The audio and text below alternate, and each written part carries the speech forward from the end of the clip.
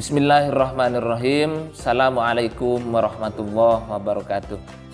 Alhamdulillahirabbil alamin. Alhamdulillahi ja'alana bi syahri Ramadan. Amma ba'du. Salam takzim kepada keluarga besar Yayasan Lembaga Pendidikan Islam Diponegoro serta anak-anakku sekalian yang berada di bawah naungan Yayasan Lembaga Pendidikan Islam Diponegoro. Syukur pada Allah, di 10 terakhir bulan Ramadan ini kita tetap bisa diberikan kesehatan sehingga kita bisa melaksanakan ibadah puasa kita dalam keadaan sehat yang afiah. Salawat serta salam tetap kita sampaikan, kita haturkan kepada junjungan kita Rasulullah Muhammad SAW, keluarga, para sahabat dan pengikutnya. Baik anak-anakku sekalian, siswa-siswi SMP dan SMA Diponegoro, pada kesempatan hari ke-21 ini edisinya adalah menjawab pertanyaan dari siswa-siswi SMP Diponegoro yang sudah tercatat ada 8 pertanyaan yang insya Allah akan saya jawab satu persatu. Pertanyaan yang pertama yaitu ada 2 pertanyaan, akan saya jadikan satu. Yang pertama, kapan pelaksanaan sholat Lailatul Qadar dan bagaimana cara pelaksanaan sholat Lailatul Qadar? Sebagian ulama menyampaikan di 10 terakhir bulan Ramadan ini bahwasannya ada malam yang istimewa yaitu malam Lailatul Qadar. Maka disunnahkan untuk melaksanakan yang namanya sholat Lailatul Qadar. Penjelasan ini tertera, termaktub dalam kitab Durratun Nasihin bahwasannya dianjurkan di 10 terakhir malam Ramadan untuk senantiasa menunggu datangnya bulan Ramadan dengan ibadah sholat Lailatul Qadar. Terkait dengan kapan pelaksanaannya Pak? Pelaksanaannya dilaksanakan setiap malam 10 terakhir bulan Ramadan. Karena kita tidak tahu Lailatul Qadar itu jatuh pada malam 21, 22, 23 sampai malam 30, maka dengan itu laksanakanlah setiap malam. Waktunya jam berapa Pak? Waktunya boleh mulai sesudah sholat taraweh atau tengah malam jam 12 ke belakang atau di sepertiga malam sebelum kita melaksanakan ibadah sahur. Jadi pelaksanaannya di jam-jam itu. Selanjutnya tata cara pelaksanaannya itu seperti apa? Cara-cara pelaksanaannya adalah dilaksanakan sebagaimana sholat bacaannya, sebagaimana sholat sunnah biasanya, dengan niat usolli sunnatan Lailatul Qadri rakaataini adaan lillahi ta'ala, 2 rakaat. Habis itu langsung membaca suratul Fatihah. Setelah membaca surah Al-Fatihah dilanjutkan dengan membaca surah Al-Ikhlas, Qul huwallahu ahad, Allahus samad, lam yalid wa lam yulad, lam yakul lahu kufuwan ahad, sebanyak 7 kali. Begitupun di rakaat yang kedua, membaca surah Fatihah, setelah itu membaca surah Al-Ikhlas sebanyak 7 kali. Setelah itu tahiyat akhir langsung diakhiri dengan salam. Setelah salam ada amalan yang dianjurkan di dalam sholat Lailatul Qadar. Di antaranya adalah membaca astaghfirullah wa atubu ilaih atau astaghfirullahalazim wa atubu ilaih sebanyak 70 kali. Jadi itu terkait dengan pelaksanaan dan cara pelaksanaannya, tata caranya melaksanakan sholat Lailatul Qadar. Itu pertanyaan yang pertama. Yang kedua ada pertanyaan tentang apakah memakai obat tetes mata membatalkan ibadah puasa.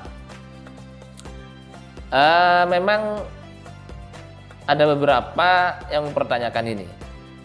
Menggunakan obat tetes mata ketika di siang hari di bulan Ramadan tidak membatalkan ibadah puasa.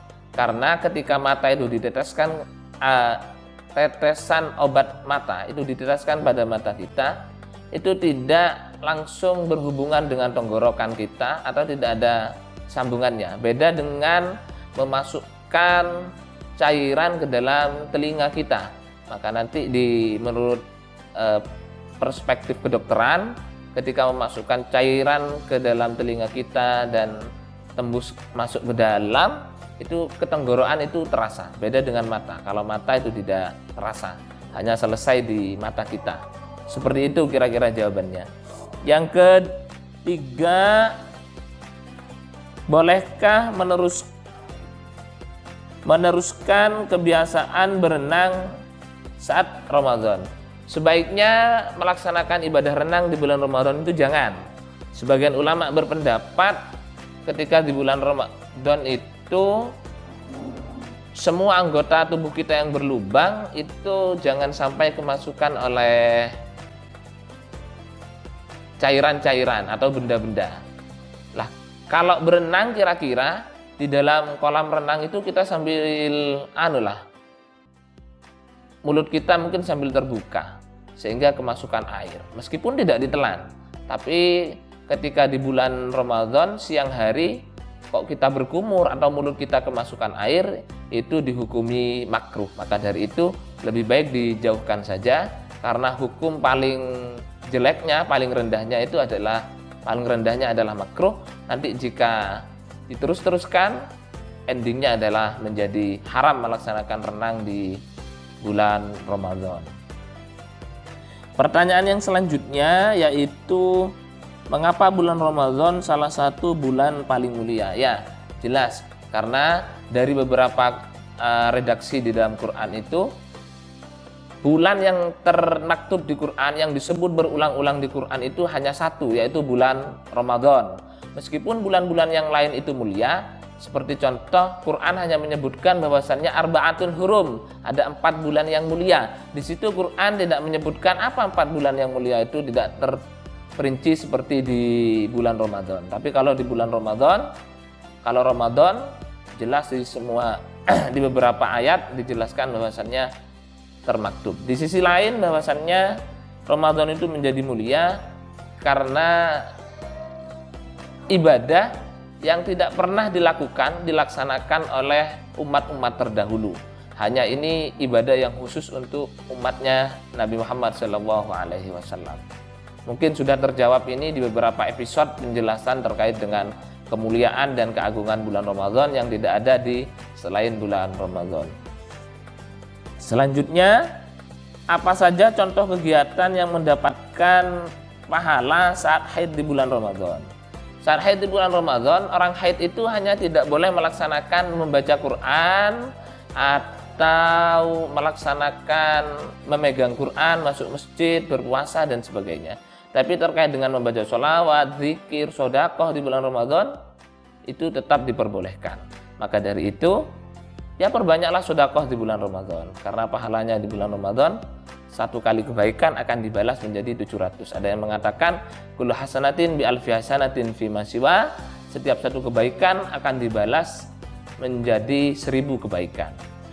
Maka dari itu yang dalam keadaan haid tidak menutup kemungkinan untuk kita kerdil melaksanakan sebuah ibadah di bulan Ramadan. Selanjutnya, siapa saja orang yang diperbolehkan tidak berpuasa Ramadan tapi wajib membayar fidyah? Di antaranya adalah 1, ibu menyusui. Ibu menyusui itu boleh tidak berpuasa tapi tetap mengganti dan membayar fidyah. Yang kedua, orang hamil, ibu yang dalam keadaan hamil itu boleh tidak berpuasa, membayar fidyah. Yang ketiga adalah orang yang sudah sepuh, sudah tidak kuat berpuasa, maka itu dianjurkan untuk tidak berpuasa, tapi tetap membayar fidyah. Yang keempat adalah orang yang sudah pikun. Orang yang sudah pikun, sudah lupa, sudah sepuh, maka dia tetap membayar fidyah. Selanjutnya adalah apakah puasa sah jika belum mandi wajib?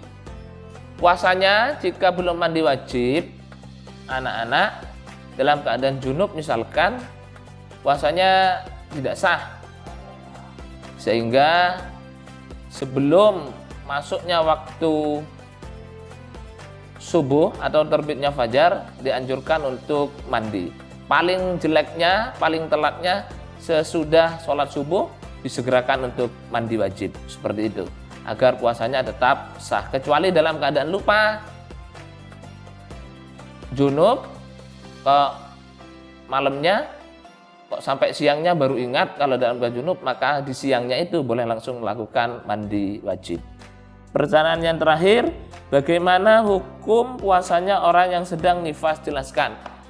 Haram, karena salah satu yang diharamkan dalam keadaan nifas itu adalah berpuasa.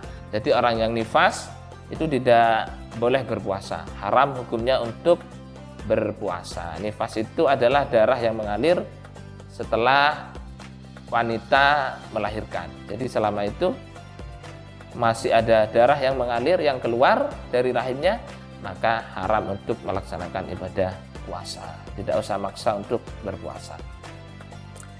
Demikian pertanyaan-pertanyaan yang telah diberikan oleh siswa-siswi SMP di Ponorogo. Sudah saya jawab. Mudah-mudahan jawabannya bisa diterima dan bisa dipahami, sehingga bisa diamalkan dan bisa menjadi ilmu yang bermanfaat dan barokah. Kurang dan lebihnya mohon maaf. Hadzanallahu wa iyyakum. Wassalamualaikum warahmatullahi wabarakatuh.